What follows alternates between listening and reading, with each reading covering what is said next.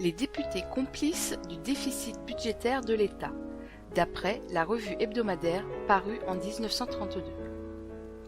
Chacun retarde de son mieux l'heure douloureuse où il faudra prendre des décisions qui ne peuvent pas plaire à tout le monde.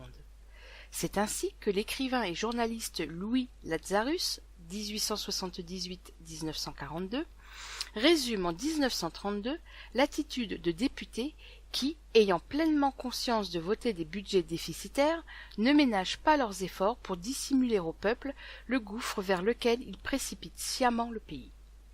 Où est-il ? Il est dans un déficit qui s'accroît chaque jour. Le gouvernement n'a pas un sou. Tous les mois, il émet 4 milliards de bons du Trésor qu'il escompte dans les banques et à la Caisse des dépôts et consignations. C'est ainsi qu'il vit, comme un prodigue se soutient par la complaisance d'un prêteur. Mais on conçoit que l'expédient ne pourra durer longtemps. Et alors, que fera-t-on ? Je le demande, et tout le pays devrait le demander. Que fera-t-on ? Depuis la rentrée, la Chambre s'occupe comme elle peut et, en somme, perd son temps. Elle a peur du budget et le gouvernement en a peur aussi. Tacitement, on s'est mis d'accord pour en parler le moins possible, et reculer l'heure fatale où il faudra entamer la discussion. On projette de demander 2 douzièmes provisoires, mais il sera, je pense, bien difficile de les voter sans que personne prenne la parole et réclame des explications. Je ne puis pas croire que tous les députés soient complices, bien que je sois fort étonné qu'aucun d'eux ne soit encore monté à la tribune pour poser une question sur ce retard. Quoi ? Nous sommes déjà à la mi-décembre et rien n'est prêt ? Tout le monde parle d'un déficit et nul n'est pressé de le combler ? Quelle est cette étrange histoire ? Tous ces démocrates veulent cacher au peuple le plus longtemps possible l'état véritable de nos finances et surtout reculer aussi loin qu'ils pourront le dur moment où il faudra édicter des restrictions. Le parti au pouvoir ne cesse de répéter qu'il a hérité d'une mauvaise situation mais ne l'a pas créée.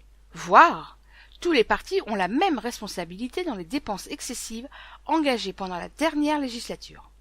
L'opposition ne s'y est jamais opposée. Tout au rebours, elle les a réclamées le plus souvent. Je déplore qu'on lui ait cédé, mais ce n'est pas à elle de s'en plaindre. Au reste, j'ai toujours aperçu, dans les discussions budgétaires, la même démagogie d'un bout à l'autre de l'Assemblée.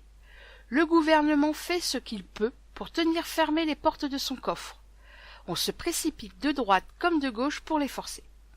Expliquerai-je pour la 100e fois que les députés sont envoyés spécialement à la Chambre pour demander de l'argent ? Qui les a jamais chargés de demander des économies, à moins que ce ne fût aux dépens du voisin ? Aussi, la discussion du budget va-t-elle exiger cette année de longs mois. 2 douzièmes provisoires ? Allons, il en faudra au moins 4. La seule question de diminuer les appointements des fonctionnaires s'éternisera. Et il est peu probable qu'aucun gouvernement y résiste. Nous verrons, selon toute apparence, défiler rapidement plusieurs ministères, jusqu'au jour où il faudra de toute nécessité composer un cabinet d'union nationale.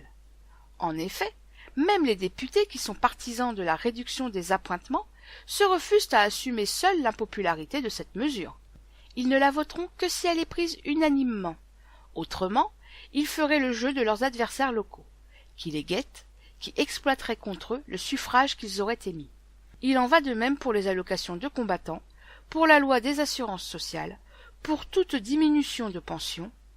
Un député tient son siège, même s'il ne gagne rien à l'occuper, même s'il y perd. Cet attachement à la plus médiocre fonction qui soit au monde peut paraître singulier. Je tâcherai un jour d'en exposer les raisons telles que je crois les discerner.